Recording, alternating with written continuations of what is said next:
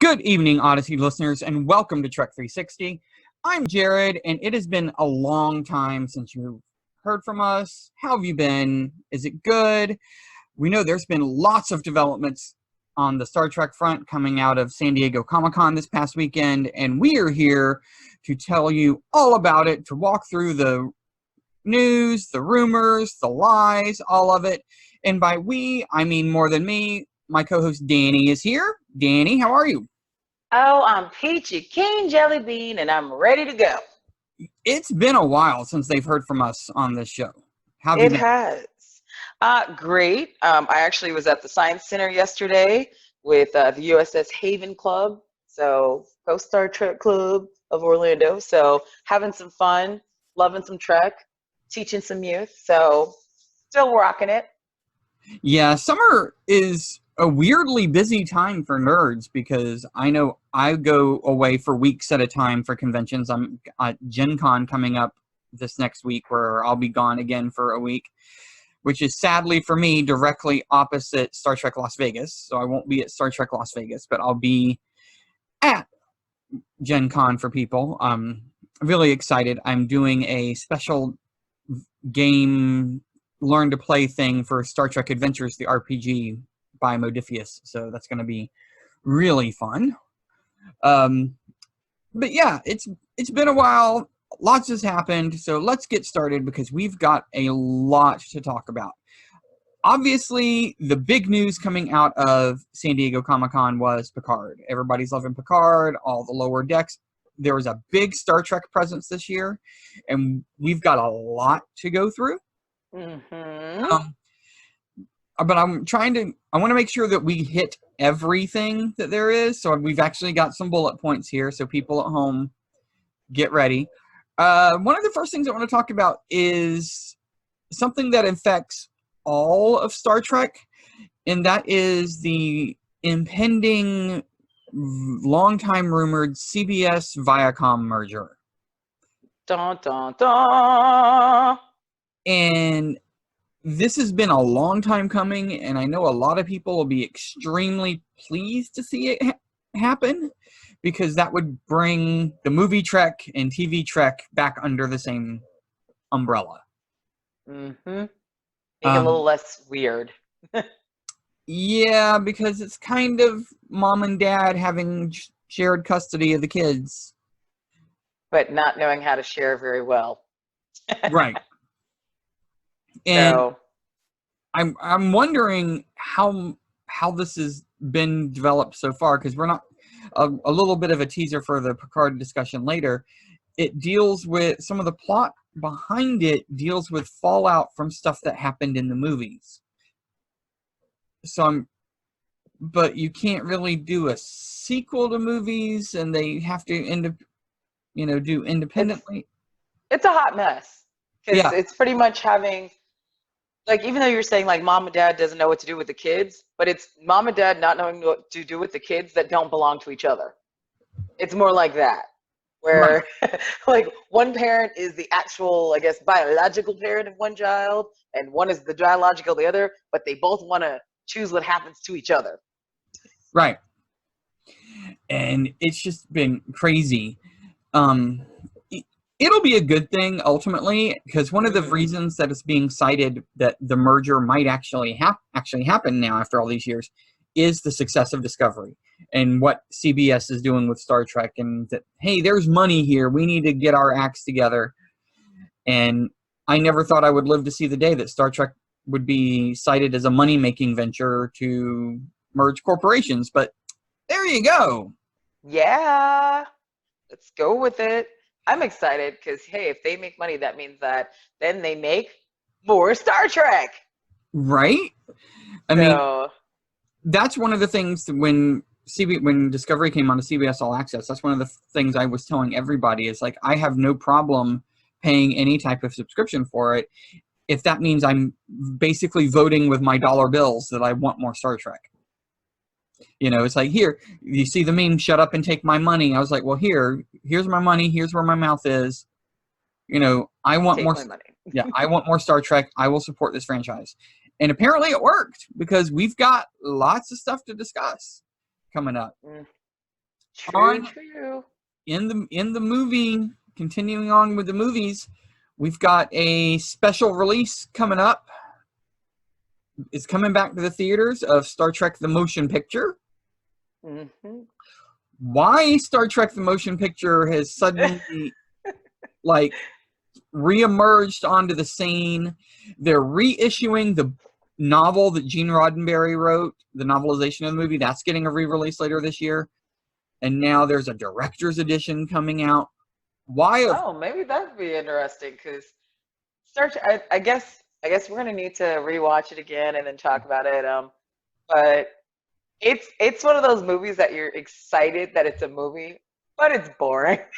It's slightly boring, and it has its moments. It does. It totally has its moments, and it is where you get the introduction of the theme song that most people think of when they think of Star Trek, Right. which is the Next Generation theme. So Jerry Goldsmith, woohoo! I think it's interesting that they're going with the motion picture, Right. aka Phase 2. The pilot for Phase 2. The pilot for Phase 2, where you can tell it was quite episodic and still, as I think I've said this before, the best shot in the world, the pretty much Enterprise porn shot that they keep showing you of the ship, where it's just the most ridiculous long shot for no reason. But it's really, but at the same time, you're like, okay, it's the ship, okay. And it's still going. That's what they needed to do to make it movie length. Yes, they did. You know, they took this episode and made it into a movie. They added like 90 minutes of porn of ship porn. Yeah. There's no sex in it. There's just the ship. You know, and that's really funny. Is there's a thing online that I don't know if you've seen on YouTube before, where they take actual legit adult content porn and remove all the sex from it and just release it as a movie. And just so you can follow the plot. And I want to see. Porn has a plot? I do. Kidding. I want to see the motion picture without all the gratuitous starship shots in it, and see the TV episode that it is. Pretty much. I think because it would actually, I mean, if they cut down some of that, it does help, because that's where you get those insane, like, oh my God, wrap this up. But you also, remember that during this time, they also forgot what, I guess, dance belts were as well. Yeah. So the uniforms that lasted all of one movie, and then they went, we need to stop this. Right. Before it becomes an actual porn parody. Oh, I think it already is. It already is. Yeah. But you know what I mean. But just wait. You're forgetting, Danny, that we're going to get to see this most likely in 4K. Lack of dance belts and all. Oh gosh. Do we have to meet somewhere in the middle in Orlando and watch this together? As long as there's alcohol. Oh, duh. When is there not alcohol? Except for right now, there's no alcohol involved. Just orange juice. At this moment. We're on the mend right now. There might be mimosas later. Yeah, mimosas. But sorry, I drove us off track. Sorry, go back to Mom and Dad. All right, CBS merger. Well, no. That's fine. That's perfectly fine. And Star Trek movies of late, it's really interesting watching. Like, you've got the on again, off again. Is it going to happen? Is it not going to happen? Chris Hemsworth needs more, and Pine need more money. Don't need more money. Is there going to be Star Trek 3? Are we canon Star Trek 3 or going straight to the Quentin Tarantino movie that we'll talk about in a second?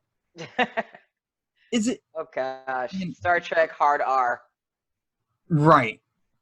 And it's just, I wonder what this would be like if they had other playgrounds that they could play in. If that makes sense. Yeah. I mean, it's exciting, just the idea of, once again, having so many options of Trek that are coming to TV, so that, for example, if someone didn't particularly like a certain show as much as something else. Now they have other outlets to watch as well.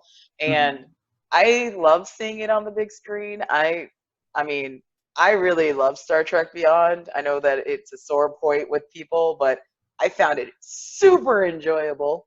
So I'm ready to see more in the theater. I thoroughly enjoyed Star Trek Beyond. I loved it. I have a poster of it literally behind me on my wall that people can't see, but there's one that is hanging up, a movie-sized poster in frame that's in my living room. I think that unfortunately it came out after because of Star Trek Into Darkness kind of threw people off in such a wicked bad way that it didn't have the chance to flourish as it should. And it was really funny because when that movie came out, I was at Star Trek Las Vegas, and I remember thinking, wow, they should really promote this, and they just didn't. It fell flat. They didn't talk about it when we were at Star Trek Las Vegas. And it's right after, Anton Yelchin's death. And it's just, I think it was just unfortunately the circumstance it was under, because there was definitely issues in the movie. But I will say, as someone who, my husband is not a Trekkie, which is sad, but he loved it. I thought it was very accessible to those who love Trek. I think it had a great amount of techno Trek babble in it, but it also had the action that people who haven't been able to grasp it before, I think it helped bring them in, because he loved it. And I felt at the end of the movie, I felt like it was almost episodic, that was ready for the next episode next week. And that's how I always tell people that's what I think of. And they had weird Klingon-looking people in there too. Not as plasticky, but still. I felt the exact same way, that it's very episodic. And I'm one of those weird people that I don't have a problem with Into Darkness. Because, and maybe it's from years and years of being how do I say it? And I experienced not just the TV versions of things, like as on Doctor Who or Trek. I read the novels, listen to audios, we do all that stuff, which means we get different types of stories. So seeing Into Darkness, which was basically Star Trek Into Terrorism, which is what it was. I mean, that was what his deal was. It didn't bother me seeing a darker type of Star Trek, because I've experienced this before. And I was like, okay, this is what it is. But there are some people that got kind of taken aback. Which I think it's also, those are kind of like some of the people who get taken aback when they say, oh my gosh, Star Trek is so SJW and it keeps doing this. Why can't it just go back to being TV? And I'm like, it's been social justice warriors since day one. Where have you been? Where have you been? I mean, the pilot itself had a woman as, the second in command before they changed it. And then you put a black woman on TV that wasn't a housekeeper, a maid, or some kind of service person. Right. You put an Asian man on TV, like putting them forefront, not having, we were discussing like Doctor Who a while back about like how you had to use specific actors for certain things, and it didn't necessarily be that culture of person. But you had kind of a very diverse cast going on in a time where that was not normal. So I think people forget that aspect, and they read too much into things. And also on the other hand, sometimes people focused on the wrong thing. So I think with like Discovery, when sometimes people focused on, oh, now you have a black character that does da-da-da-da-da, I think they should have just focused on, hey, you have this character, she's a badass, she does this, she does that, this. And as I said, sometimes every once in a while, I will say on both sides, they need to calm down. Right. So that rarely comes out my mouth that way. But it's just, I think that people need to remember that it's moving us forward. It's very progressive. Gene Roddenberry was a very progressive kind of guy. And it makes sense that these characters do what they do because of what they do, because the show has always been that way. It's portraying more than just the one type that someone may or may not want to see. And something was brought up, and this is going to be a topic that's, I think, is going to affect the entirety of our show today. So I want to bring it up. You know how when we were growing up, the be-all, end-all, golden grail of Star Trek was the original series. We cannot get enough movies with them. We cannot get enough, books with them. It is what it is. I think what we're seeing now is we've finally gotten to a point where the majority of Star Trek fandom is now made up of people for whom TOS is a back burner show. That their TNG, DS9, Voyager, those 24th century Treks are now the crux of their fandom, as you said. It's, as you said before, the TNG theme is the one that people recognize. And that's, I will tell, as we all know, DS9 is the love of my life. But the Next Generation is what I remember. I remember what I saw that as a kid on TV. I saw the original ones. I knew they were in the theater. I didn't actually see them in the theater. And I saw actually Next Generation in the theater. Those are my first Star Treks in the theater. But I had always seen the original movies on TV. So later on in life, I was able to, when they re-released out, to go see them in theater.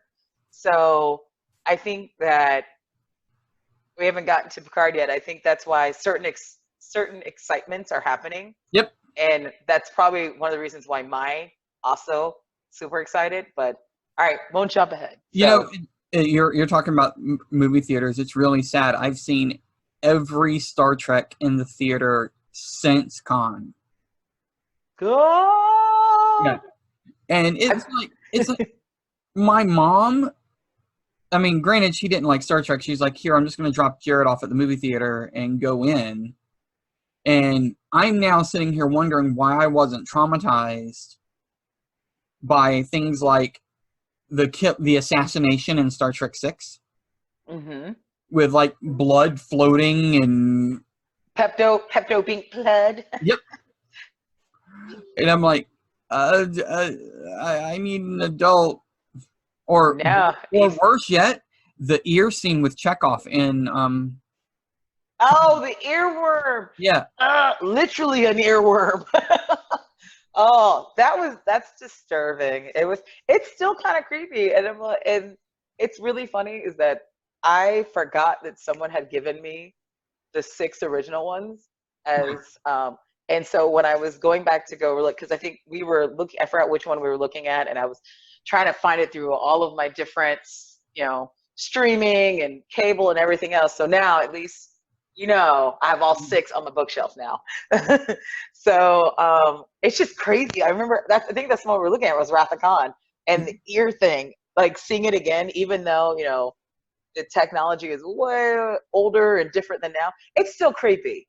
And even it's still something. I have earbuds in my ear right now, and I'm like, even though that ear was like the size of his head. Whoa. The effect, but just creepy little creeps. Let's see what other news has happened lately before we get into Comic-Con. Books. We had a new book announced. There is one coming out later this year by a man called Dave Galanter. He's got a Discovery book coming out featuring Anthony Rapp's character Paul Stamets. I'm liking the Discovery books. I'm just wondering if this one is going to take the prequel. That's the only issue that I kind of have with the Discovery novelizations right now, is that they take place before the show. It is what it is. The Enterprise War by John Jackson Miller, he will be on this show in the next week or two, because that book gets released next week, featuring Spock, Pike, and Number One. Awesome things there. Yay, Number One! Yep. On the comic book sides of things, IDW, I don't know if how closely you follow the comic books, Danny. IDW has had a love affair with the Mirror Universe these last couple of years. They've been putting out Next Generation Mirror Universe stories really rather consistently, and they're really good. There's one with Mirror. There was one arc that had to deal with Mirror Universe Barclay taking out taking out Prime Barclay and replacing him, and then not wanting to go back because he liked our universe better. Oh. Like, yeah, it was an interesting thing there. They have a new Mirror Universe series of one-shots coming out called Mirrors and Smoke. One of the things that is notable for this is the first issue is Voyager. So you get Mirror Voyager in the Delta Quadrant with Neelix and Kess and Seven and Of course, you start with the ones that I love the most. Yep. Well, Deep Space Nine is in there too. But yeah. Well, I was like, because Voyager, because I need to rewatch Voyager. They're the only ones without a mirror universe in theirs, aren't they? TNG. Yeah. TNG didn't have one, and Voyager didn't have one. Yeah. I guess not, yeah. Well, and I think it's because mostly. I think Voyager didn't have one because DS9 had so many. That made sense. DS9s were really cool, though. And Tuvok was in Deep Space Nines, so they kinda did.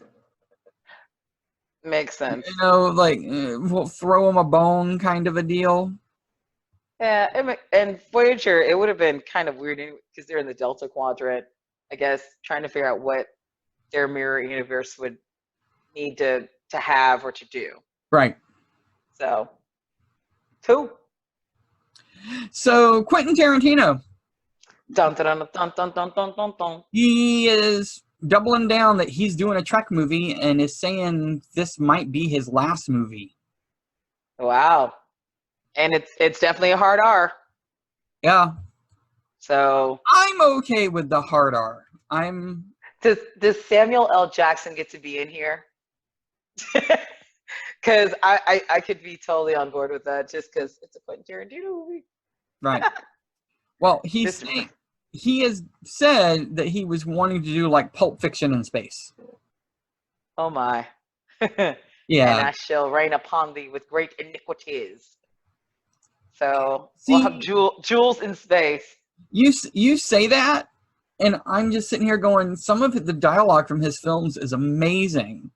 And we could probably see something as memorable out of him as the Shakespeare quoting Klingon from Star Trek 6. Hey, I'm on board. I'm always willing to try something new, as we know. So why not do it? Have some fun with it. Let's see how it goes. It could either be a great, amazing bit of fun, or it could be a direct tragedy. But either way it goes, why not? Yeah, in tragedy, it could be. It'll be. I don't see anything where it would be a tragedy, though. The only way that it would be a tragedy is if the fans make it one. Yeah, I think I'm like sometimes say with Discovery, man, just let it happen and then see what it is. And then if you hate it, you hate it. If you love it, you love it. Just let it at least give it legs to do something first before we write it off. I am the same way, not just with Star Trek this way. I'm the same way with like new Doctors on Doctor Who. I know. But they're like, do you think she'll be any good? I don't know. Let me watch an episode and I'll let you know. It's gotten so bad that there's like, it's really interesting because there are all these different Facebook pages that are now like fans who actually like the show. Right. That they have to make pages so that they can stop, because you no longer can just be like, I'm a Doctor Who page or I'm a Star Trek page, and then all you hear is how much someone hates something.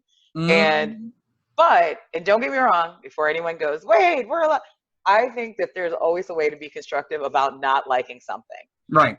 One, if you actually see it first, and then you can say why you don't care for something. But at the same time, if you can see no good in it at all, just because it is not something else, then that's a whole other conversation, and you're not actually reaping the benefits of actually watching whatever it is first beforehand. So I know that, for example, like the Solo movie, I've never seen it. I'm not a huge Star Wars fanatic. I've seen Star Wars movies. I usually see them way later after they come out. But even before the movie came out, and I had no idea about any of the stuff in there, it was just, no one watch it, it sucks. Ah! I'm like, oh, okay, all right, whatever. But it's weird. Solo, in many ways, got a bum rap because it was the first movie that came out I don't want to say chronologically, but like on the calendar, it was the one that came out immediately after Last Jedi. Mm-hmm. So it was dealing with a lot of the fallout from Last Jedi. So it just kind of, And it's once again Star Trek Beyond. right. So so it's really interesting because I think sometimes as fans that when we get overly passionate about something, we start destroying the things that we love. Yep. And it seems kind of a weird statement to make, and I'm not saying all fans, I'm not even saying most fans, just sometimes, the ones who are able to be the loudest. We start overrunning on our segments. So we're going to take pause. We'll be right back with Trek360. And we're back with Trek360. Danny, pick up where you left off. So I was just saying, sometimes as fans that we just have to give things chances. And I know that I was guilty of this as well. When we first started talking about Discovery, and I was kind of like, I don't know. But, I could see, I found things that I really like about the show. And then there's certain things that I still don't really care about, but it's still enough for me to keep going back and being a fan of Star Trek and just being able to appreciate that there's Trek out there and for me to grasp onto it. Well, since you've talked about Discovery just now, you brought it up. This is our San Diego Comic-Con wrap-up show. There were things that came out about Discovery at San Diego Comic-Con this past week. Discovery and short treks. Discovery's coming back in 2020. Not really something that we are shocked about because that we kind of expected it. We've already had an entire season of Discovery this year of 2019, so we all pretty much expected early next year. Okay, that's fine. Kind of following in the same pattern that they've been doing. Yeah. They didn't have a trailer, which the show's only been filming for like a week, so there's not much to do trailer-wise. Really interesting to see that of that week, they were filming in Iceland. Chilly. Gorgeous. Cold. I know. I've seen amazing pictures of Iceland and also of just in general. Of course, gorgeous. The one thing that Sonequa Martin Green, because if there's going to be a spoiler dropped by anybody, it's going to be Sonequa Martin Green. She said that they did not get to where they were supposed to be. That makes sense, though. I don't really think it's really spoilery because that's kind of what I figured it would happen. That they went into the devil's anus looking thing going in. That they may or may not. They didn't know exactly where they were going. It's not an exact science. So that would be what my take of what the third season would be is, all right, we're expected to be here, but we're not. And I wonder if that's when we'll meet the dude from Calypso. Well, there's another character that's coming. They've announced David Ajala. I'm probably butchering his name, from Supergirl. He's joining as a character named Book. Ayala. A-J-A-L-A. I know. Yeah. Ayala? Ayala. It is Ayala? Okay. I was trying to Spanish it or something. Yeah. Sometimes. Yeah. Jay. Yeah. I don't know. Who knows? That's gonna be my what I think it is. Sorry. Continue. Yeah. He's there. He's a new character. So we're already meeting some people from 1,000 years in the future. And they are saying that that's what this is, 1,000 years in the future. I'm with you. I'm not really shocked that they didn't get where they were going to, that they didn't go straight to Terra Elysium. It would have been boring had they gotten there without a hitch. Yeah. I mean that's kind of the whole, we're going to go along and do this until something happens. I mean, come on. That's basic storytelling. You don't just go from A to B without first going to J first. Exactly. And one thing that they didn't bring up, which was very intriguing, was the current captain of Discovery. I know. I'm still hoping that it's not Michael. Only because I don't think she's she's not Captain material yet. Right. That's it's not a dig at the actress before anyone thinks it's the character. The character. Right. I don't think she's quite there yet as the go-to leader, even though she's kind of placed in certain things. Mm-hmm. But I'm kind of hoping it's Saru, because I thought he was a pretty, because he's really cognitive about trying to be a great leader, in the fact that he reflects back to himself to understand, what he could do better. Like, he's always trying to figure out what's better. Even when he was doing that weird, he had that whole captain's list, and he was trying to, tell me what these great captains do. And I think that once he kind of abandoned it, and it's be your own captain, but learn from the mistakes or the triumphs of others, I think he'll be a great captain. Mm-hmm. Yeah, I agree 100%. He is already a great captain. He just needs to step up and do it. No, Saru's a great captain.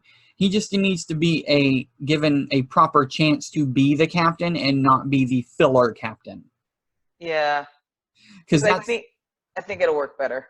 That's the problem with him, is he's the substitute captain, and he just needs to be the captain.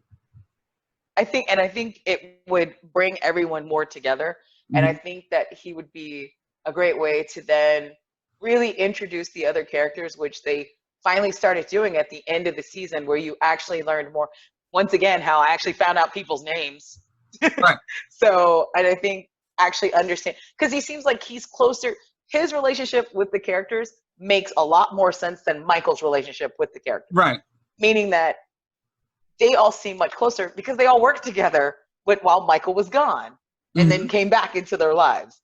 So he's actually more of a part of their lives. So being the captain kind of makes it even more so, you think of the captain as kind of like the father figure of, the ship, because, hey, what daddy says is what we're doing. And so I think that dynamic, I hope that it gets explored more. So Discovery's in 2020. Thing we're going to talk about is Picard being in 2020.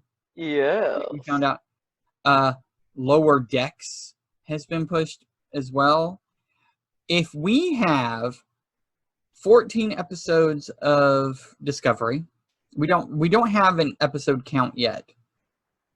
A 10-ish episode commitment from Picard, and they're not going to air them simultaneously.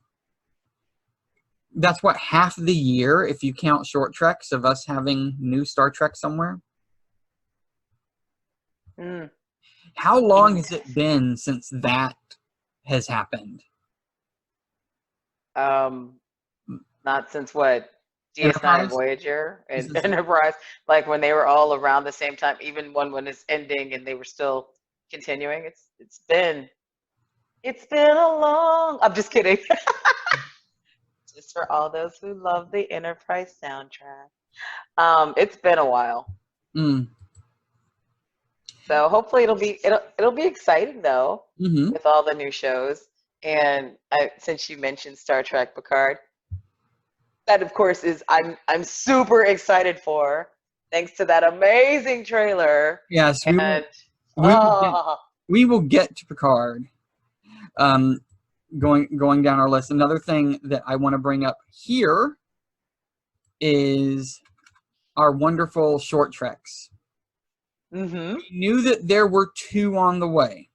We knew that there were 2 animated ones on the way. We didn't know that there were 4 more on the way, and that some of them have been filmed already.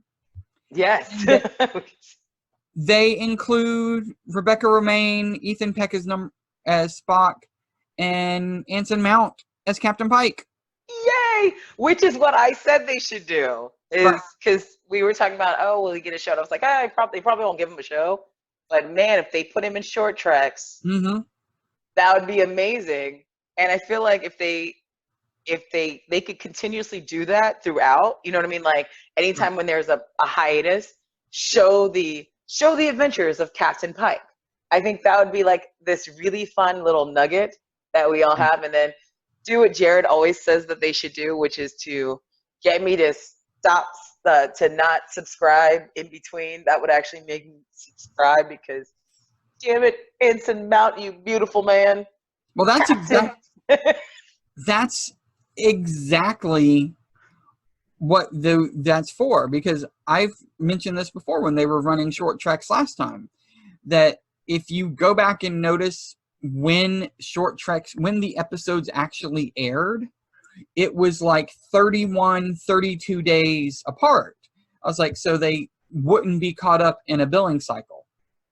So they waited for, if you got your subscription for this short trek, you wouldn't get two. You had to resub to get the next one. So yeah, that's really exciting. One of the short treks that's been announced is about Spock and number 1 stuck in a turbo lift, written by Michael Chabon. Another one is on the Pike era Enterprise with Tribbles. Oh god, that one looks creepy. Yeah, I think Tribbles are creepy anyways, and that one actually looks like a horror film. Right. Versus cute. Oh, it's so cute. And then the next scene is like Tribbles eating somebody. Right. You know, and that's got a guest star of H. John Benjamin from Archer and Bob's Burgers, which is fun.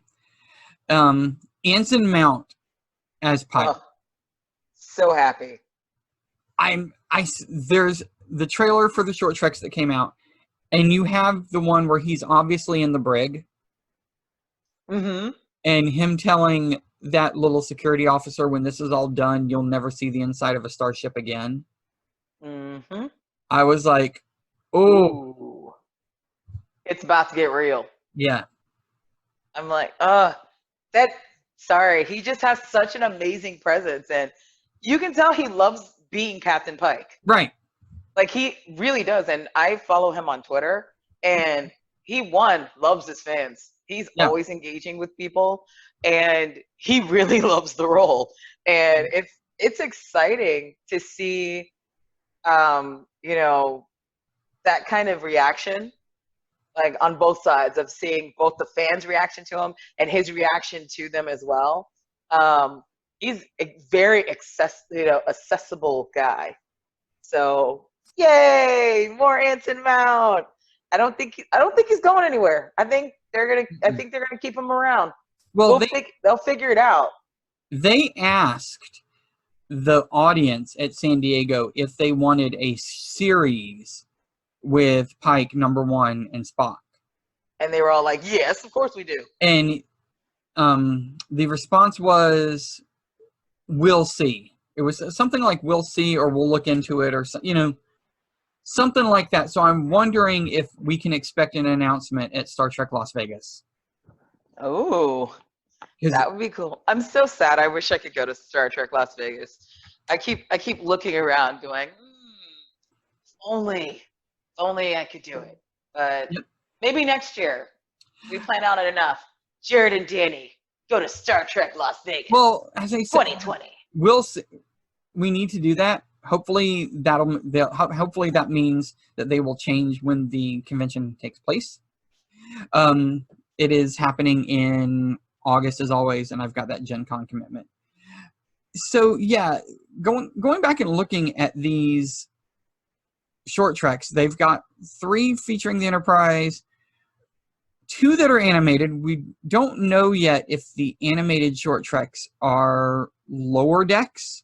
Are they the Nick Jr. Trek? Or what animated series they are supposed to be based off of?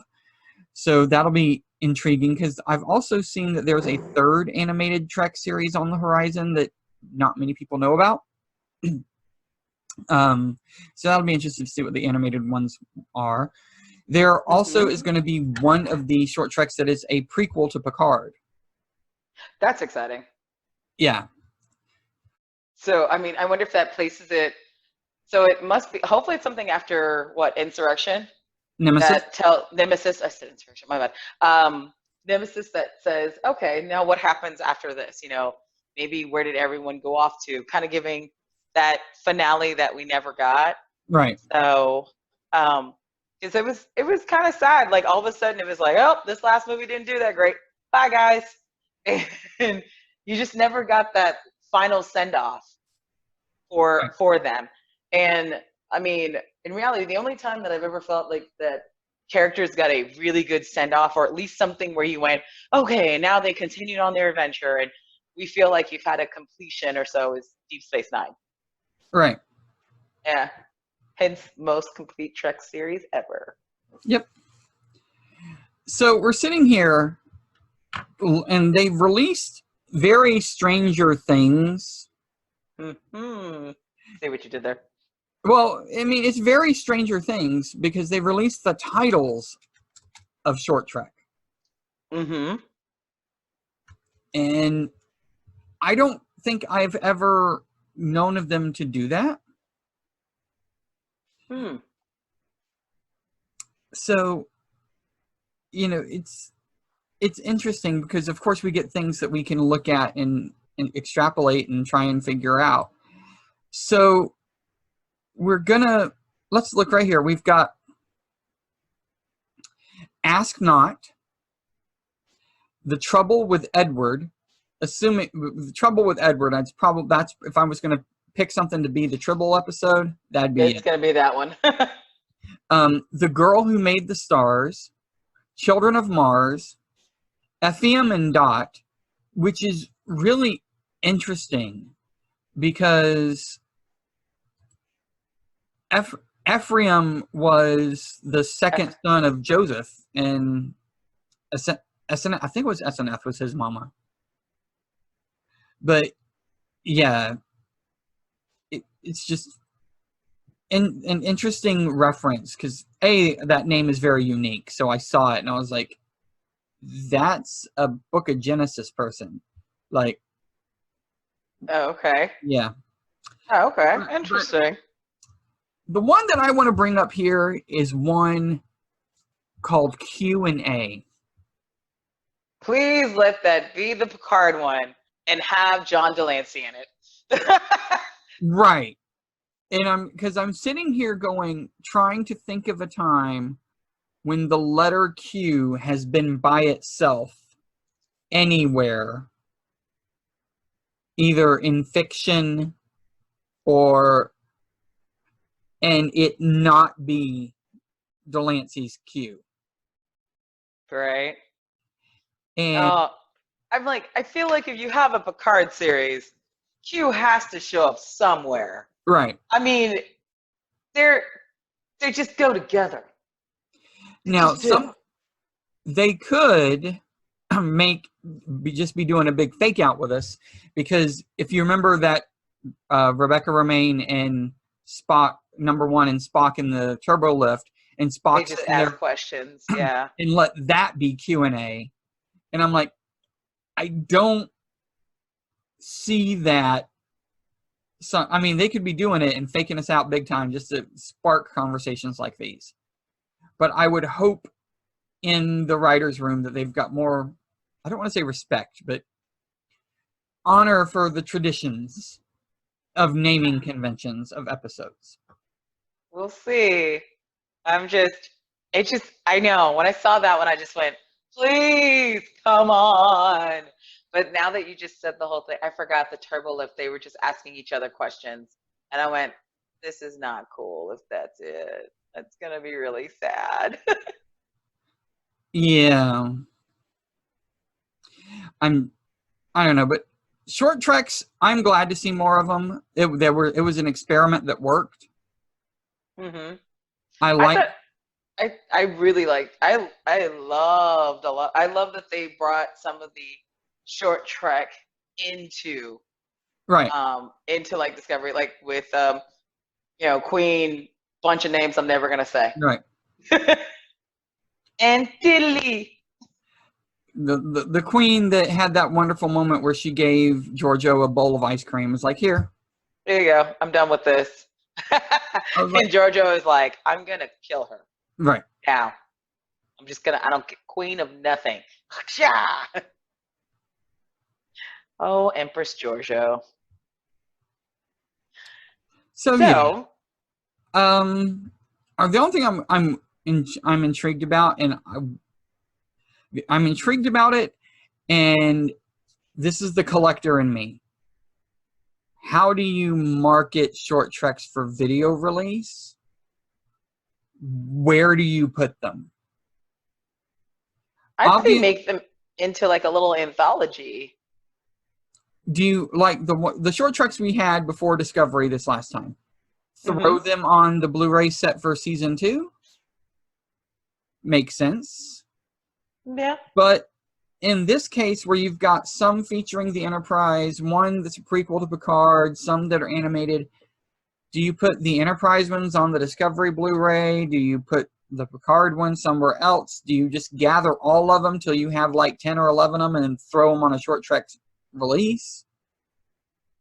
Yeah, I mean, that's a good question. I am not sure. I am one of those people that I'm a collector. I'm a physical media person. I don't care how much it's streaming. I've lived through one too many hurricanes where the power went out and the cable. Yeah, it's true. I still have DVDs, and people are like, "Really, you have DVDs?" I'm like, "Exactly. When the power goes out, and then it comes back on, and your cable's not all in, and everything else, it is a good way to be entertained." We were without cable after the last hurricane. I want to say, because I'm going to think for a second, because we were without power for 11 days. And I want to say it was another week or so after that before the cable came back. And down here in Central Florida, we have these apocalypses that hit every afternoon. And, you know, my family came down. It's really funny, Danny, and visited. And one of our afternoon thunderstorms hit.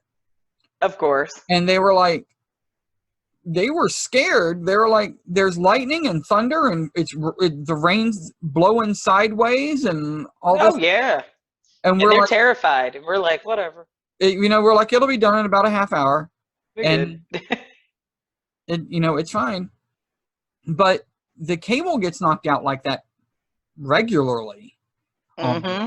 And it's just something you have to deal with down here. So, yeah, that's why I have all my Trek stuff on DVD, Blu-ray, whatever medium it is.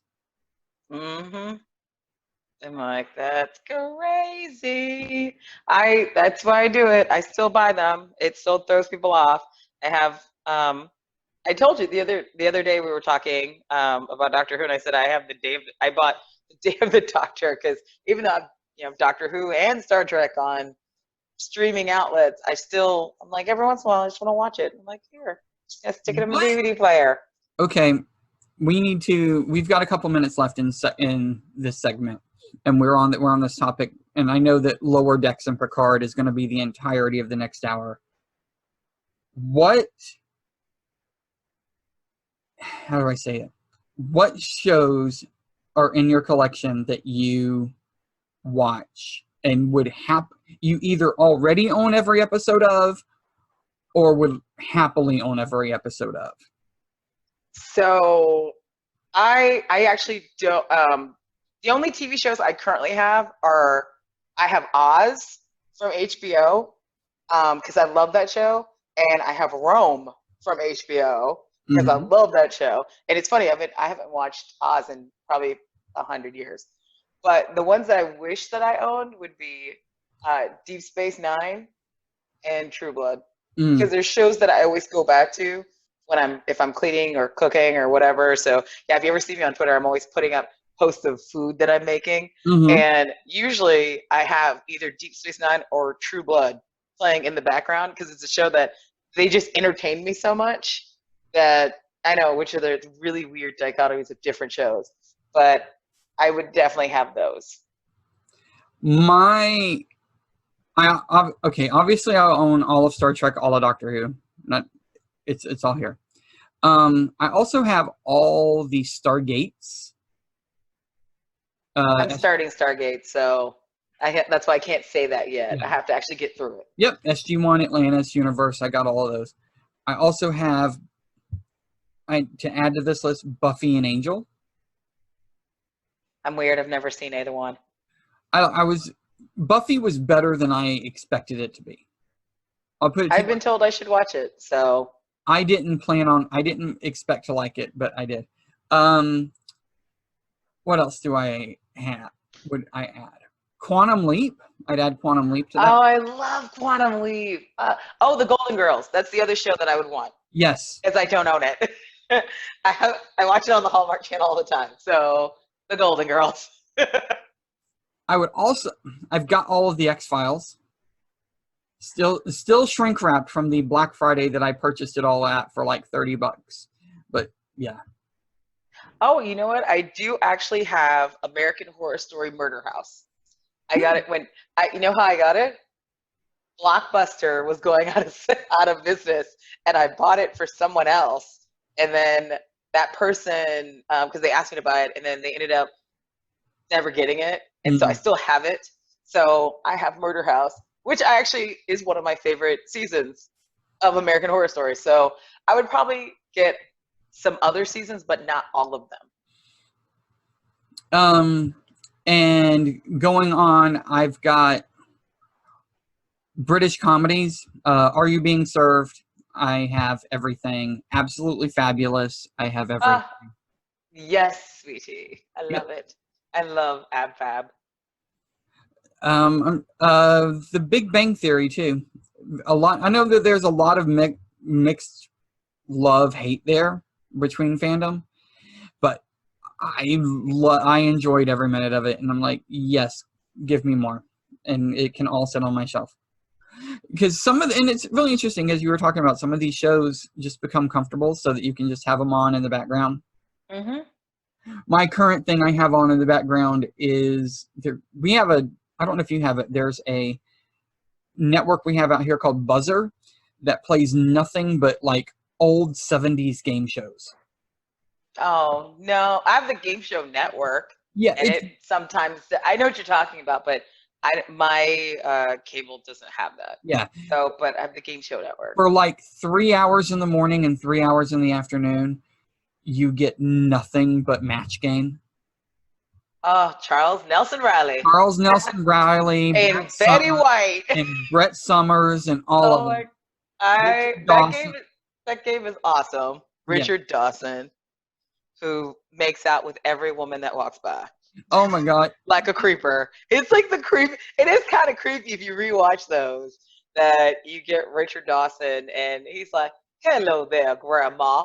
Well, and I saw that. Like, oh my gosh. I saw that on that show too. They're like kissing each other, and it's like, oh, it's like straight up sucking face. It's not it's not a little peck on the cheek. He like bolt in the mouth. Right. Like straight up like, ah. I'm like, stop, dude. On that lovely note, we are going to stop this segment, Odyssey listeners, and we will be back for the next hour of Trek 360, and we're going to talk all about Picard and Lower Decks and new things on the horizon. And so sit back, grab a drink, and we will be right back with Trek 360. Welcome back, Odyssey listeners, to Trek 360. I'm still Jarrod. Danny's still here. Okay, I'm here. And Odyssey listeners, Danny and I took a field trip the other day. It was awesome. Yeah. We went and paid visit to Kennedy Space Center. We're in Port Canaveral. We got to see all sorts of cool different venues out there. We got to pay our visit to our old friend, the Space Shuttle Atlantis. We got to see the Saturn V Center. Everything was good. Danny, we should have an event over there one night. We should. You should definitely have one. I might have reached out to some people about it. I'm just trying to figure out what would work best and who would work best. Understandable. So yeah, if you had a wish list, who would you want to see? Is it if you're for like a night of? Right, a night with kind of a thing. Ooh, that's like kind of exciting. If I could have a cool night I would want a night with Jeffrey Combs. Really? I think it'd be so interesting because he's been in so many different types of Trek that I think he would have such fascinating stories. And his stories would be very different than others. in the fact that he's been in different series and he's been so many different types of alien that you could imagine. I just feel like that would be a really like, I think he would have so much to talk to. And the other one would be John Delancey, because it's John Delancey.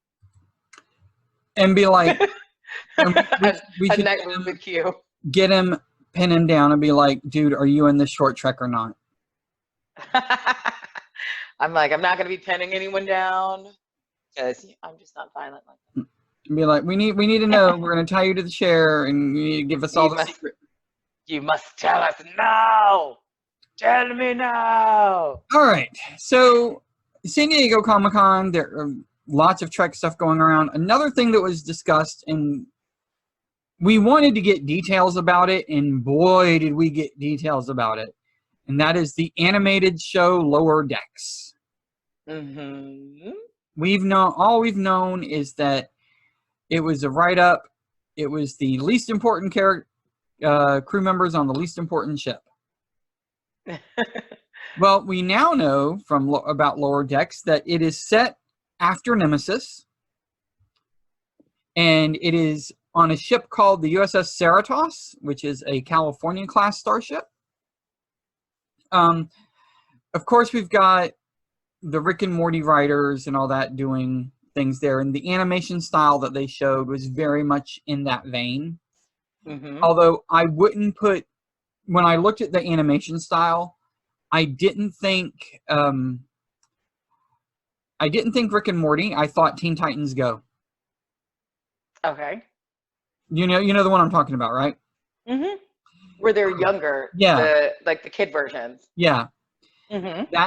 That's the type of animation that I saw. Which is still kind of fun. I mean, it kind of reminds me, but that kind of reminds me of Dexter. Dexter's Laboratory. Yeah, that same kind of animation as well. Yep. It has the same kind of spirit then, because they're very spirited shows, and I like them. Mm-hmm. So the voice cast got announced. We have Tawny Newsome, who is playing Ensign Mariner. And that's all we know. Ensign Mariner. Noel Wells plays Ensign Tindy, who's a huge Starfleet fan. It's her first day on a ship, and she works in the medical bay. And for some reason, I saw that, and I thought about, like, Disney workers. Work there that are also fans of the places that they work. Where they can tell you just too much information and too much, like, you're like, oh, you're talking about overkill ones or ones that are just super excited. I'm just so excited to be here. I'm just so excited to be here, but let me tell you everything that there is. So yes, the first type. Okay, right. Yeah. Where you go, okay, and then you slowly back away. Right. As they keep telling you stuff, and you're like, I'm good. So we're going to explore Miss Tawny Newsome is known for not a lot, really. A show called Bajillion Dollar Properties. She did an episode of Two Broke Girls. Mm-hmm. You know, nothing really jumping out at me going, oh, she was in Brockmire. But that was really it for Tawny Newsome. So we're sitting there. Noelle, I'm assuming since it's a she that it's Noelle Wells, not Noel Wells. Could be. I was like, because I'm not. That's a great question. I mean, it could be that. It could be either way. However it wants to be. Saturday Night Live. She's done. Oh, it is Noelle. She has accents on the top. That's. Yep. I was double checking. Okay. Yep. And Master of None, doing some good there. Mm-hmm. So yeah, lots of comedy. I always like seeing comedy people in the Star Trek show. I think it'll make it fun if it's like a comedy, and it'll especially. I mean, using animation and comedy works out really well. So if that's what I said, like if you were talking about Teen Titan Go, it's really funny. So Rick and Morty, funny show. So I think it'll definitely bring an appeal to it, and then they can even make fun of some of the Trek babble that we all love. Mm-hmm. Like be overly excited about it or so. So I don't know. I think so far so good. Continue. So the next cast member we got coming up is Eugene Cordero, who plays Ensign Rutherford, who just got a new cyborg implant and is getting used to it. He's an engineer, but not Geordi, and doesn't solve problems. I took one look at him. I was like, it's cyborg. Like, but doing some research on Eugene Cordero, we're not going to hold the fact that he was in Kong Skull Island against him. I know, I saw that. But he was in Steven Universe. Right. Crazy Ex-Girlfriend. And he was in Bajillion Dollar Properties with Tawny. So they know each other. So they'll have a little bit of a history, and then that'll be exciting. Yep. He was in the 2016 Ghostbusters movie. Yeah. So at least they are grabbing some people that you may know their voices or at least have heard them before. So that seems kind of fun. And he's done a lot of stuff. He has, because I'm looking at his IMDb as well. Grace and Frankie. So hey, at least and a lot of things that he's done, it seems like a lot of them are comedies. Yep. So go comedic timing. So starting to shape up to be fun. Let's see who we have next on the list. We have Jack Quaid as Ensign Bombardier. Let's see. Described as a stickler, Bombardier does everything by the book. While great at sci-fi stuff, he is completely bound to the rules. So in other words, when he says he cannot take any more, that's it. You're done. You're done. You're getting no more from this guy. No more. But Hunger Games. Hunger Games. And Famous Parents. Yeah? Yeah, because he is the son of Meg Ryan and Dennis Quaid. And Dennis Quaid, Mr. Great Balls of Fire himself. Yep. I love Dennis Quaid. So that Uncle Randy Quaid. So hey, his uncle has been on Independence Day, and he gave the aliens the probe the other way as he ended it up. So there you go. He has some sci-fi and definitely famous family chops in there. Exactly. And the idea of a stickler in a Star Trek show like that, there would be some comedy there. Mm-hmm. Yeah. Comedy works out well. I mean, certain shows have done really well with the comedy in them, as long as it's, I think with this medium, it can be a really funny show or it can be kind of a funny series. So just kind of depends, versus like trying to make Discovery into more comedic. It wouldn't work with the tone. Right. So things that maybe that they wanted, to lighten the tone, where sometimes where everyone has been like, oh, I like the lighter tones. Now you'll have it with that lighter tone. Exactly. And we're keeping going down the list of the crew. We've now gotten to that. Those 4 people are the stars. They're the lower decks ensign type people for the show. Mm-hmm. Now we've got like the senior upper management of the ship. We're going to start with Fred. I'm going to butcher his name. Fred Tatasciore. I'm going to say yes. Fred Tatasciore is Lieutenant Shax. Now, he has a lot to it. He's been in Lego Batman, DC Superhero Girls. He's done American Dad, Guardians of the Galaxy, DC Superheroes, DuckTales. Woo! Sorry. Family You say Guy. it, everyone has to do it. He's a voice for Family Guy, Star Wars Resistance, Young Justice, Voltron, DC Superhero Girls, Ben 10, Bravest Warrior, Spider-Man, and You the name it, he's in it. ultimate thing off of any resume so far, the Powerpuff Girls. Who doesn't love the Powerpuff Girls? They're so adorable. He also did some. He's done the voices of Kirk, Spock, and McCoy for Robot Chicken. He's also done, I see, voice work for another show that we don't talk about very often. I think it's kind of fun anyways. Yep. So he's all over the place. He did Supernatural. It just goes on and on. Castlevania. Oh, he did the Admiral for the Star Trek Bridge Crew video game. Cool. So he's definitely been around fandom, which is always a good thing, because then he can understand, how fans react to certain things and things that fans like. Yep. So that's always fun. And he's familiar with Star Trek in all of the many roles and pretty much sci-fi in general. Mm-hmm.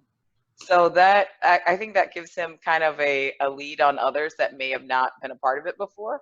Yeah, because so maybe they can lean to him. Because he's done numerous Star Wars things. Gravity Falls. I'm seeing. Yeah, it's almost like he was auditioning his entire career to be on a Star Trek voice animated lead. Exactly. That's what I said. He's been in a bit of everything. So I think that he'll definitely lend some of his expertise to be able to help with the show. So that's kind of exciting. Even the Penguins of Madagascar. Was he Skipper? I'm just kidding. Don't make me have to scroll back up there because I've gotten... No re-scrolling. I was just mostly to give you to make you do extra work. And another person from Ben 10. Interesting. So he's popular. Oh my Lord, how he's been in everything. Because I couldn't even. I scrolled down to enough, and I went, all right, I'm good. He's in. Yeah. Stamp of approval. Now I have to get back to the top for our next person, who is Dawn Lewis as Captain Freeman. So we have a captain that's a woman. Yay. Cool. And I know who Dawn Lewis is. She was in one of my most favorite shows, A Different World. She's used to definitely being a leader in something. So if that's the same Dawn Lewis, because that's the one that. Yeah, but she's been in more than that. I know her. She's been in a million things. Hanging with Mr. Cooper. Like, I grew up with Dawn Lewis. Veronica Mars. Yeah. And she was the chief from Carmen Sandiego. After Thin Pig? The new animated one. Oh, she's the new animated one. Okay, I was like, I forgot that there's the new one. It was like, because I grew up with the other one. But I always wanted to be on it. Okay, not only is she in the Cleveland show, she's La Barbara from Futurama. Mm-hmm. I knew that. I just said I'm really excited about her because I love her voice anyways. And I grew up watching shows with her in them because, of course, most of the shows I grew up, they're all based around the Cosby Show. So a lot of them were spinoffs of the Cosby Show. Or it's really funny, later on, Raven Simone was on Hanging with Mr. Cooper, which was a show she was on. So keeps rolling back around. And she was in the 10th Kingdom. I love the 10th Kingdom. So she's been in a ton of things. A ton of things. Next up, we have My Secret Identity himself, I know. I Jerry love, O'Connell. AK Mr. Romaine. Right. Who's apparently the first officer. Uh, so they're matching. Yeah. His and her matching first officers. Right. Sliders, everybody knows. Sliders, big, sci-fi hit. I love that the first one you started off to was The Secret of My Success, because that is literally, I remember watching that show as a kid, and I loved it. It was one of my favorite shows. Mm-hmm. He's done Vegas, Crossing Jordan, My Secret Identity, which I loved. So let me tell you a story from a couple years back, faithful listeners. I have a good friend whose name is Mel, and I went to go see her one summer. She lived in like North or South Carolina. I can't remember which one it was. But middle of nowhere. Like you go to the airport, get into a car and drive 90 minutes while you're out there. And I got no cell signal. I was up there for a week, had no cell phone signal at all. And to get any type of reception, I had to go out into the front yard and stand up on one leg and, hold on to the mailbox and wave your arm and do whatever to get cell signal. Well, I was out there one day and I looked over to my right and there's a guy in the neighbor's front yard doing the exact same thing that I am. Like trying to finagle the gods or get signal or whatever. And he comes over and he waves and all that. And I'm talking and I get done with my call and he like walks over and says, hey, and introduces himself. And I sat there, I was like, you look really, really familiar. And he was like, oh yeah, I've done some TV. And it was Jerry O'Connell, and his parents lived next door to my friend. And he was there it was 4th of July weekend, and he was there visiting. Charlie was there too, and this a whole 9 yards. Wow. It was just a strange, bizarre thing because we ended up playing like Clue or something with them that night because we were, we were bored or whatnot in the middle of nowhere. But so yeah, he's a really nice guy. I'm really looking forward to seeing him in the Star Trek universe. In a commanding role, shall we say? Who doesn't love a good commanding role? Yep. Rounding out the cast of Star Trek Lower Decks is Gillian Vigman, coming in playing the Chief Medical Officer. Funny lady. I know her from The Hangover. That's right. I know her from Step Brothers. That's the first. I was like, oh my god, wait, she was in Step Brothers. But yeah, she's been in a lot of different comedies. She did some Suburgatory, Mad TV. Yeah, it's fun. So I'm no longer worried about this show. I don't think I was ever really worried about it because I just thought it'd be something fun and different and kind of like what I said earlier. I'm like, I always just hope for the best and just dive in to see what happens. And now I think it seems like it's going to be even more fun because of the fact that it seems it's taking a comedic time to it. So having all these actors and actresses that have definitely been around comedy, understand comedic timing, and I think it'll do really well.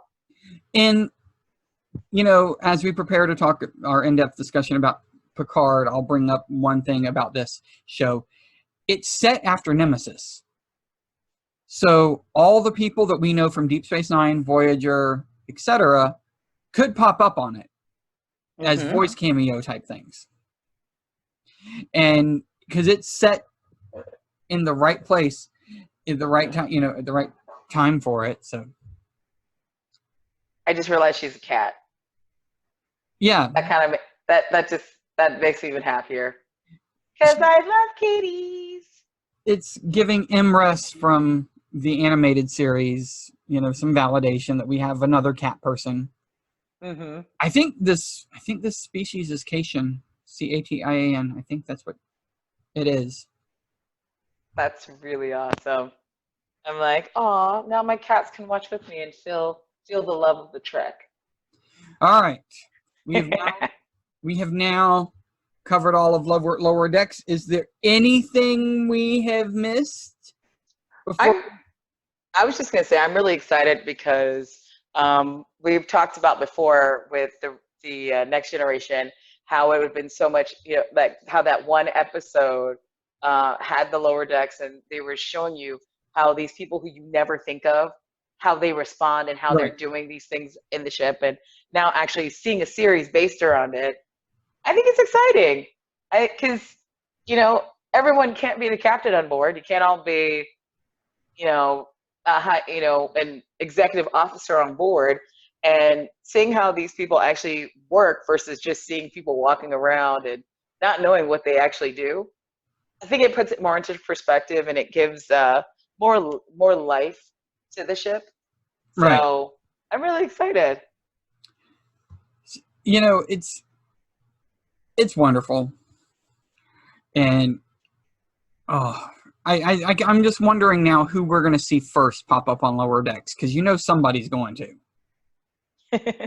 Well, it's especially since it's set at like since where if it's set after, you're able to do that, place these Right. people, and you can actually now place in characters in situations that would not make sense for them in live action to be in this realm in Right. in an animated way, or have shenanigans happen to them there versus you can't take, for example, just using Sir Patrick Stewart. So having Captain Picard being on the ship for some reason, not saying he's ever going to be on it, but if something wacky and crazy happens to him, then you wouldn't take it the same way as if you see it happen to him in a live setting and going, okay, this is ridiculous. I can't believe Right. that. So, I mean, it's animated, so you kind of expect the ridiculous and are excited by it, and it allows for, I guess, different types of storytelling. Yep. And sometimes different storytelling is what makes things great. Mm-hmm. So, and as I said, I'm really excited because the only animated series I've ever seen is the original one, and that is one series that I have not made it all the way to because it's a little rough. Very much rough. It is very rough. You can read it So if you can read it if you want. They did novelize a lot of the animated series. hopefully it makes it a little less rough. Yeah. So there you go. They work better. Those episodes work better as short stories, in my opinion. Okay. From the animated series, they work better that way. But you brought up Sir Patrick Stewart. We've got 5 minutes left in this segment. Let's go ahead and get started. There was Picard. Picard! There was a trailer for Picard. We learned so much about that show and not really anything at all. And we all have a million questions that we're going to talk about in the next segment. Oh my gosh, so many questions. First impressions, Danny. What'd you think of the trailer? I'm gonna go with mind blown, and now I really want to see it because I was already signed up anyways the moment they said Picard, but just like just seeing like stills from it and seeing all this other stuff, I was kind of like, I don't know what they're doing. And then I was really confused with them at the vineyard with the dog, and I went, whereas I know everyone else is like, yay, he has a dog, and I'm like, it's a dog, and I'm not a dog person, so it's like, okay, I know, I have cats. Don't listen to her. Sorry. Yeah. But at the same time, if it was a picture of him with a cat, actually, I would have been like, wow, that's really cool. It makes more sense because, French cat. I'm like, we always see like the French posters. It's like a cat next to a bottle of wine. So, meh. But it would be kind of weird with him and a cat in the middle of the field because cat's got a cat and they're not going to do that. So, but I thought I saw the trailer and I went, mind blown. take my money. Mm-hmm. Gave me CVS, take my money. Yeah. Listeners, what you don't know is yesterday when the trailer dropped, Danny was, as we said before, over at the Science Center. Mm-hmm. So I had to call and give her details. And I was I was like, "Are you gonna crash your car if I tell you this stuff?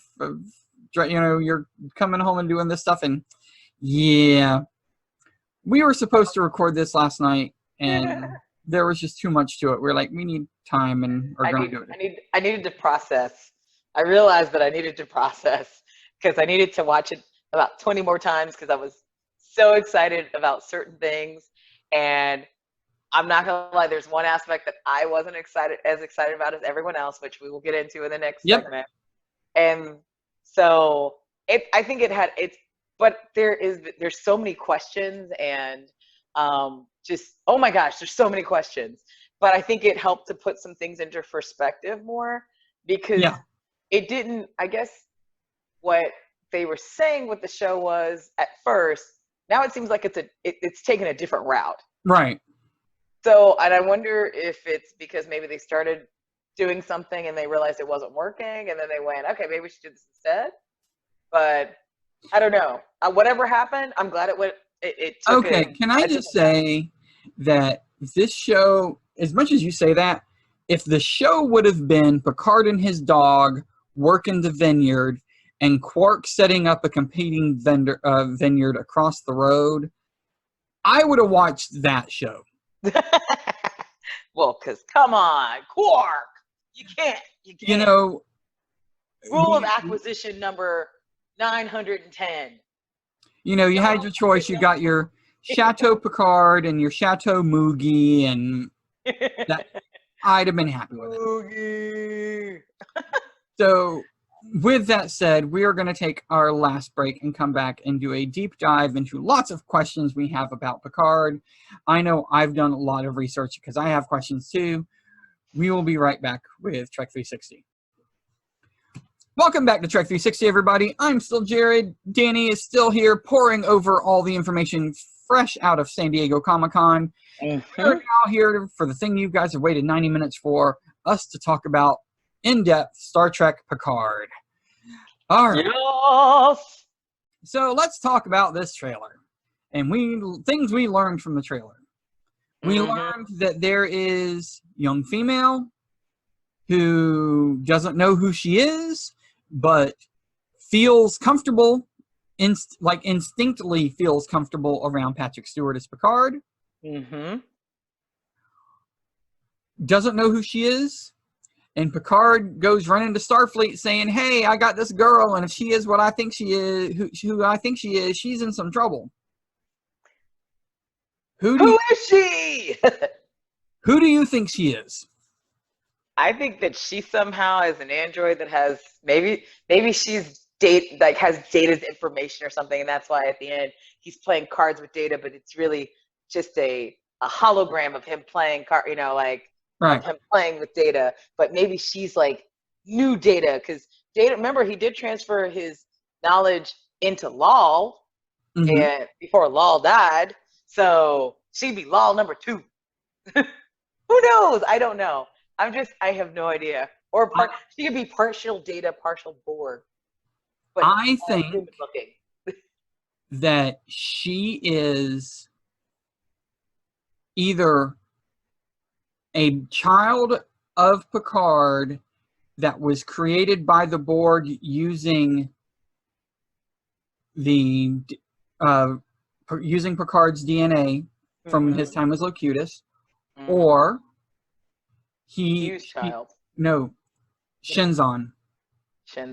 Because Shenzon was created using Picard's DNA, so she could be a child of something of Shenzon. But Picard's story is about family and all that, so I think having this daughter figure makes sense for him. That here he was living as a hermit on a vineyard, and all of a sudden this person shows up, and this might be his daughter. I don't know. Oh my! I'm just like, In the end, Hmm. I'm making these speculations, but as we all know, I like being surprised. Right. So I hope we're all wrong and that it's something totally different. So So. two more. Well, you've already brought up the other one of the other big surprises is that Brent Spiner is back in some capacity as a. I'm not going to say as Data. I'm going to say as a Soong style android. Maybe B4, because B4 is still alive. B4 is Lore, still and Lore is not dead. He was right. just disassembled. Correct. Data's the only one who blew up. Right. Very spectacularly blew up. He blew up. Because I don't think it's Data. Right. Now they did there is in the trailer them scene of them like patchworking somebody back together. Yeah, and I'm like, so it has to either be Lore or B4. Well, I don't think that's who that is. Because it can't be Data. Data blew up into Right. like bajillions of pieces. Right. I'm like, he, I mean, they would definitely have his knowledge Mm-hmm. because he was able to. He always was able to patch into the Enterprise. So I feel like they would still be able to have his knowledge, maybe not his consciousness, but at Right. least everything that was Data. But if they put it into a new positronic brain, essentially they could resurrect Data. Yeah, and it's very interesting what happens with Data. Why Data is the one TNG character that we saw and not Beverly. I know. I was kind of surprised. Maybe they'll bring her up, or maybe they'll talk. You know what I mean? Like later on. Well, and we were talking about this last night, going through different scenarios. I wonder if the thing that broke Picard and made him leave Starfleet was Her death, maybe. her death. Yeah. They finally got to a point where they got all smoochy, I love you, this is it, this is how it's going to be. And she dies, and he sends her that kind of a thing. I'm intrigued, but we're gonna continue down the list of things we learned from the trailer. Casting, the Rikers are gonna come back. We're gonna have some Marina Sirtis and some Jonathan Frakes hanging out with Picard on either on the bridge or somewhere. I don't know where we're hanging out, but So I'm excited about that. mm-hmm. Um, so I think it would make perfect sense for the Rikers to show up because Picard and Riker do have a very unique and strong friendship. I Right, mean, according to some, if you think about it, Riker kind of put a strong halt to a lot of people progressing because he right, never stopped being the first officer. And but he was Picard's first officer for the longest period. right. So they had, and they were very uniquely close. And you could tell, especially when, Jellicoe came along, Mm-hmm. which I'm one of those people who I'm actually a fan of Jellicoe. I thought he was actually a really good captain. He makes sense. But the fact that, Riker would do almost anything to get him back, including ruin his own career, I think that they have a very unique bond. So I'm glad that they're there. He's also, he married the Rikers. So Mm-hmm. shut up naked to a wedding. Come on. Naked. Naked. Because we're Southern. They naked. But I think that that makes sense. I think that maybe down the line, as the show progresses, that I think there'll probably be others in there as well that they may have, even if it's maybe not just them, but maybe even through flashbacks or so, Right, because he was very close to his officers. If you think about it, he was extremely close to Worf. You right. think of how many things they did together and how much stuff he knew about, Worf and everything else. So I wouldn't be surprised if later on down the line, it's like a 10-hour movie. So you don't want to, still all beans in the beginning. It's like when they were doing the Deep Space Nine, the hypothetical season 8 of Deep Space Nine, and they talked about Odo, and then they wiped him off and said, we don't have to do this all now. We can save something for later.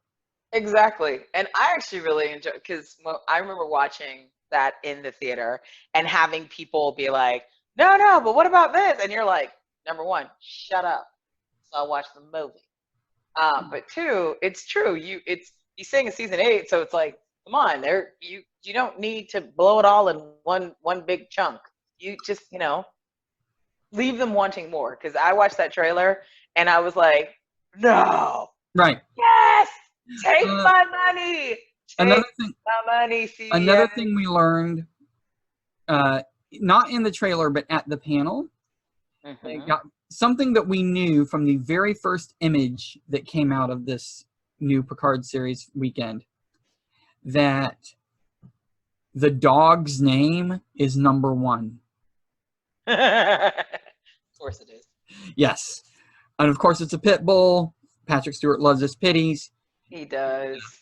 He always shows the videos of him and his little orphans that he raises to get to new homes.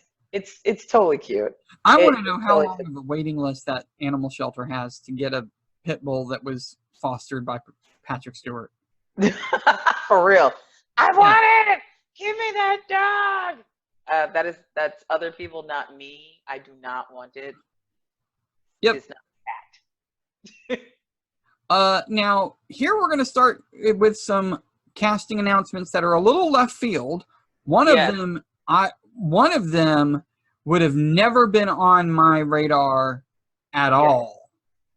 Yes. And that is Jerry Ryan and Jonathan Del Arco back as 7 of 9 and Hugh the Borg. So let's go with Hugh the Borg first before we go to 709. I would have never in a million years thought that Hugh the Borg was coming back for Picard. That was, I'm going to say one, so left field, but yet so interesting and captivating. Right. I want to know. And then at that point, because you have Hugh the Borg, Geordi has to come in somewhere. Because he was like, well, Geordi's my best friend. Because, of course, Geordi only makes best friends with androids. Androids and holograms and everything. Poor Geordi. I hope he gets laid by now. Anyways, but I love Geordi. Come on. That was a big surprise, but it was a really pleasant one.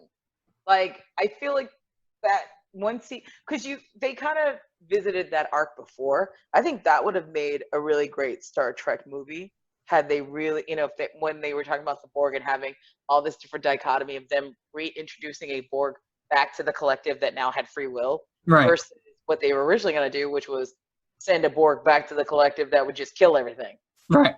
Because even though, they got mixed up with lore and all that insanity ensued, all those Borgs did not die. They had to go somewhere. And so they are still, even if the collective pulled them back in, they kept infecting the collective.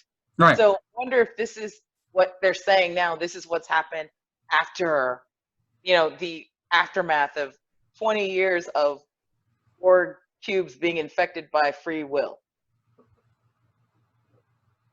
Maybe. I don't know. I think it's a really good story to go towards. So that's why I found that one to be really fascinating and really interesting that they randomly got Hugh the Borg to come back. Yeah, it was just a crazy thing, So I wonder if he is the one that is being put together on the slate. Interesting. Because I'm trying to think of somebody humanoid, and why are we putting somebody back together that was blown up unless we're putting back together Shinzon? I don't know. I have so many questions.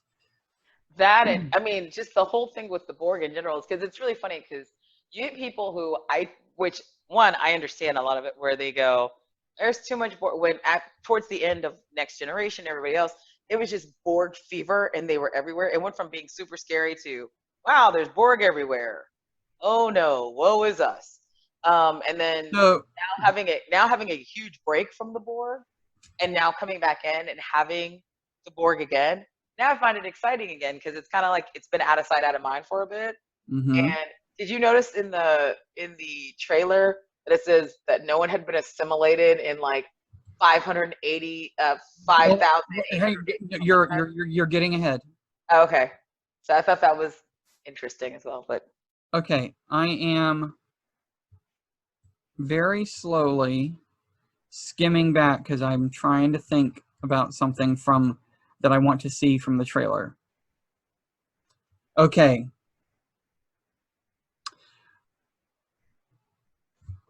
I'm going to get this so you can see what I see, Danny, because for you, those of you who are at home, I have done a freeze frame on the Picard trailer on the body that is being reconstructed.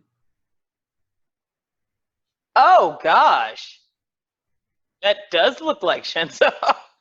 I didn't even know. You know, what's really weird is that I didn't really notice that one. It looks like Shinzon, but it's obviously Borgified. Yeah. Ugh. That's just.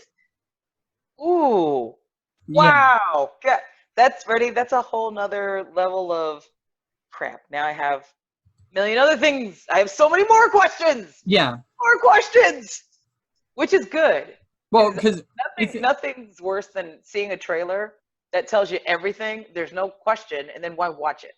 Right. And I was sitting here going, okay, if the reason I went back and froze and did a freeze frame on that, I was like, if this is Shinzon, there would be, because I was like, we saw this torso. We would see the wound from where he got impaled. Yeah. And that wound is not there. It's a whole bunch of Borgy stuff. So unless this is the Borg that have reconstructed Shinzon and have made a little girl, who knows? Wow. Ready?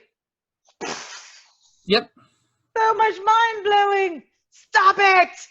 Now Not to watch the trailer for the 12th time. Now we have to bring up the other person that we see that I specifically saved this person for last because there's a lot of issues here. Yep. And that is 7 of 9. Gary Ryan back as 7 of 9. Danny is a huge fan. Of Deep Space Nine? Yeah. Oh, 7 of 9. Yep.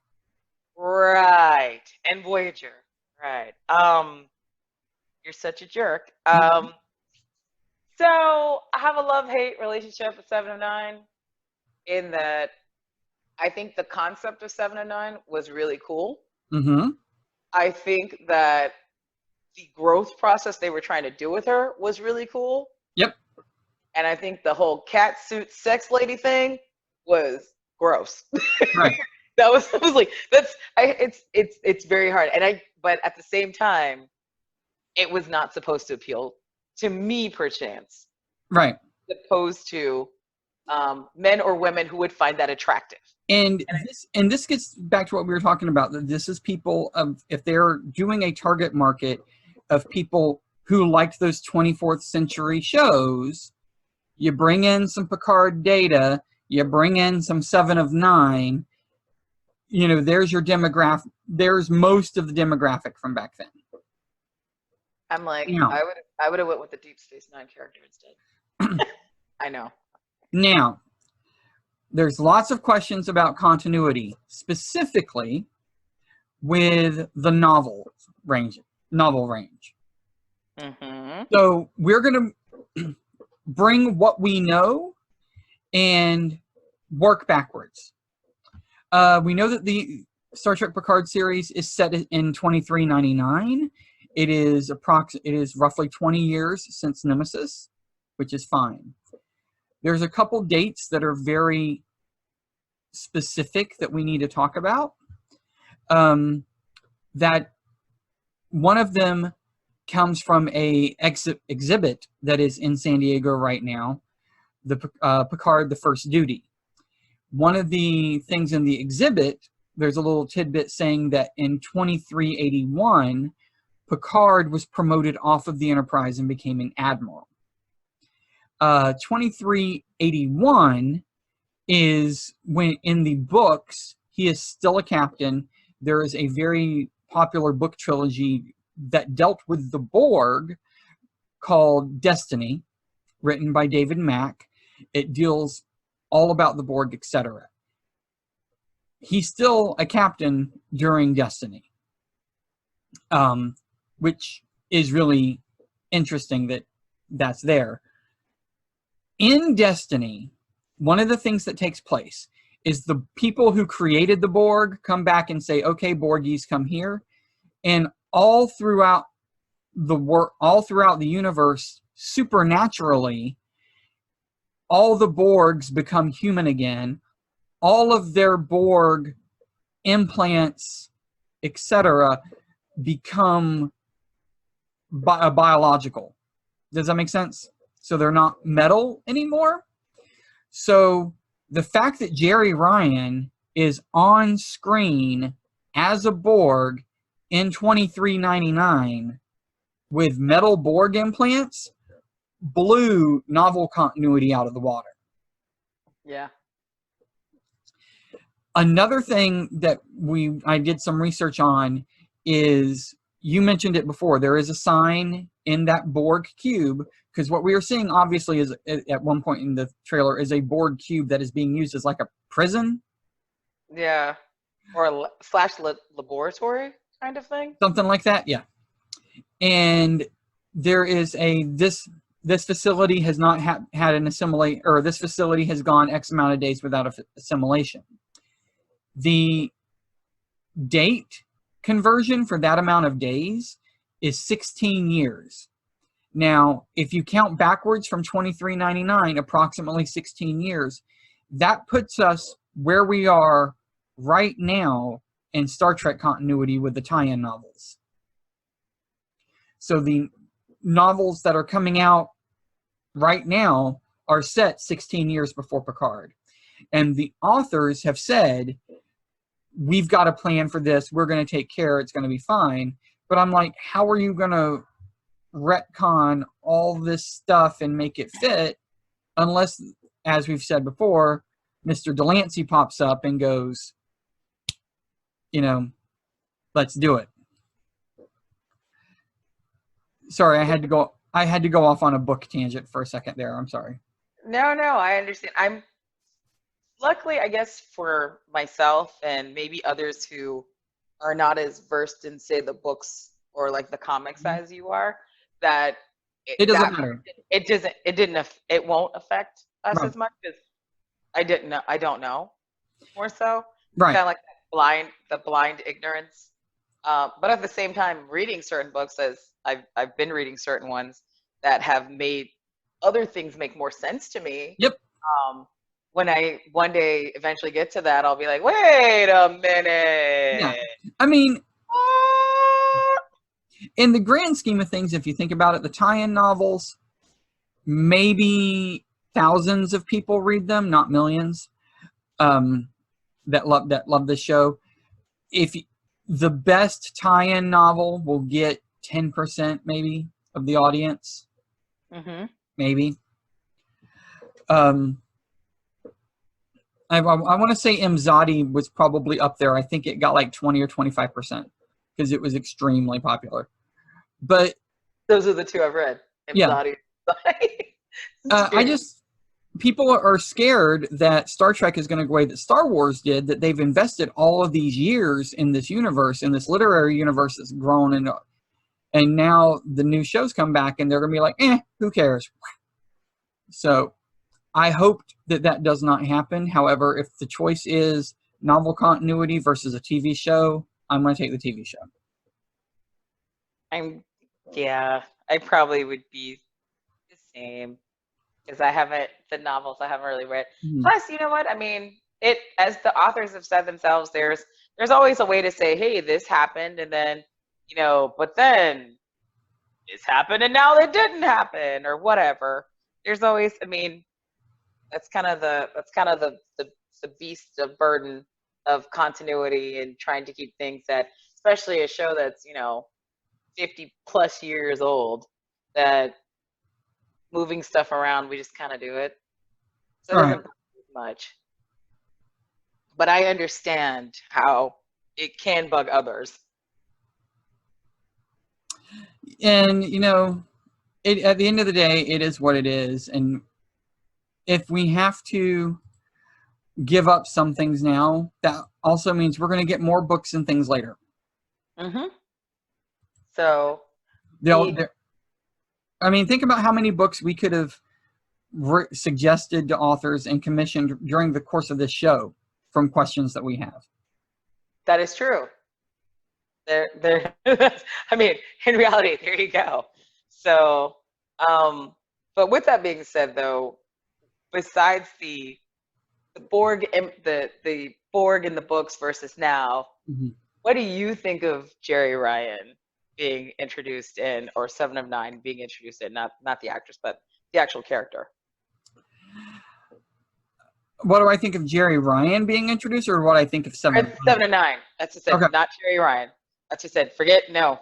I think it would have made more sense had they stuck to characters Picard had on-screen history with.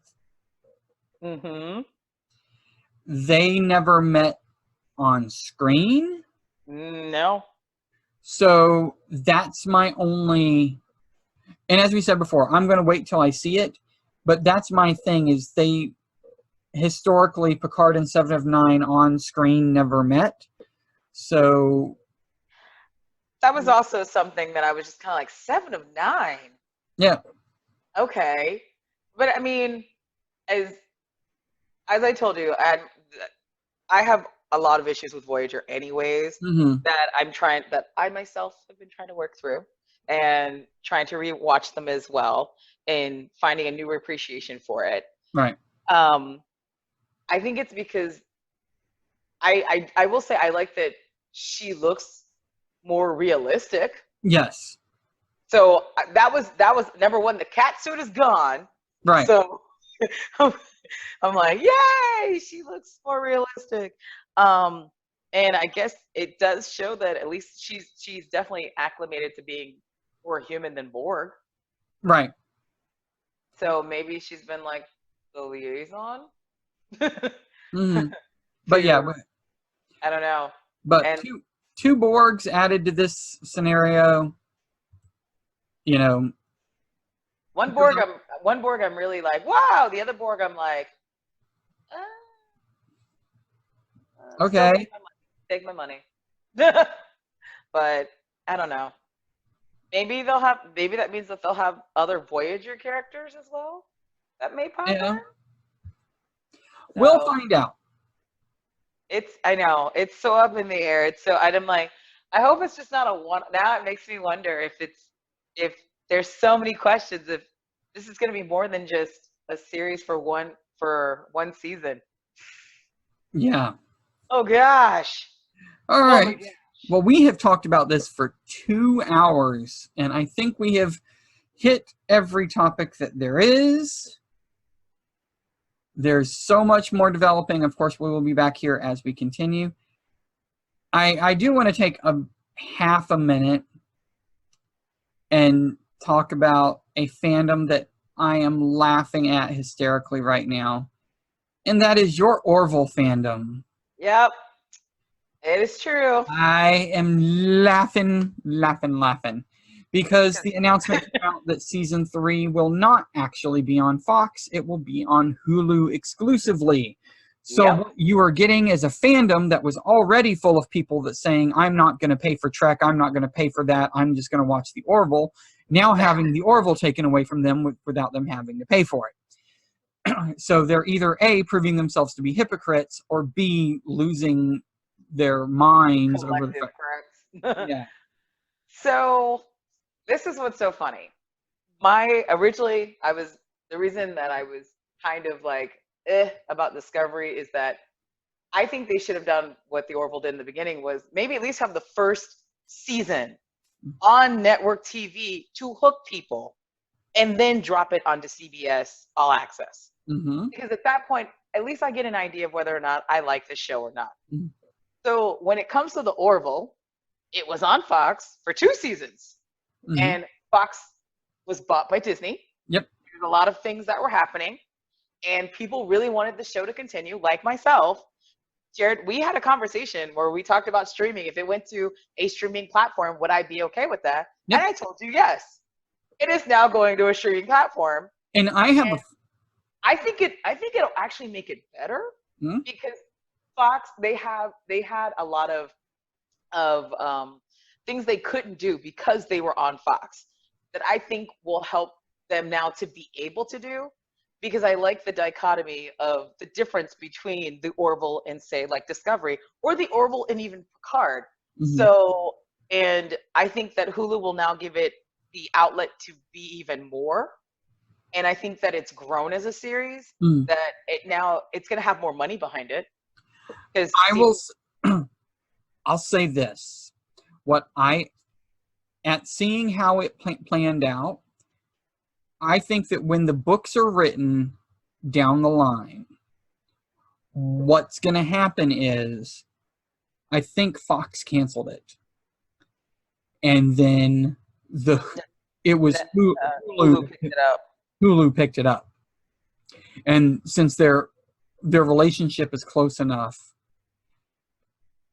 because I now want to go back and look at the statements that were said about the Orville being picked up, and see if it said by Fox, right? It just said that it was just picked up for a 3rd season. Yep.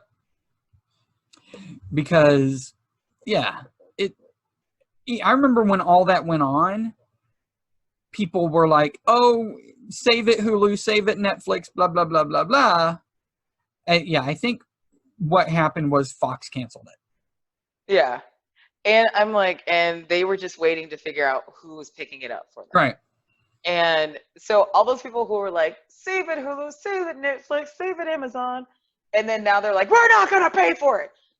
Then then calm down, man. Right. Let it go. Because I'm on Twitter as well, as I talked about, and I was seriously reading people lose their collective minds. Yep. About the fact that, number one, it is $5.99 for Hulu versus CBS, so it's cheaper, and you get 4 things out there. So I'm like, they need to calm down. Mm-hmm. They need to calm. I think it will calm down. I actually think it will help them in ratings on Hulu, because they're going to have a wider audience that's going to be able to see them, and Hulu's going to push them more. Mm-hmm. Than Fox did. So, yay! I'm excited, and I'm like, guys, calm down. I'm like, at least you got the beginning of it for air quotes free, mm-hmm. versus what Discovery people got was not it free. They got 1 episode for free. You know what you can say about that? You know what I'll say about that? And those of us that paid for Discovery are the reason we got Picard and Lower Decks. Mm-hmm. Like I said before, we voted with our dollars. But we will continue as these shows come out in early 2020 and keep going.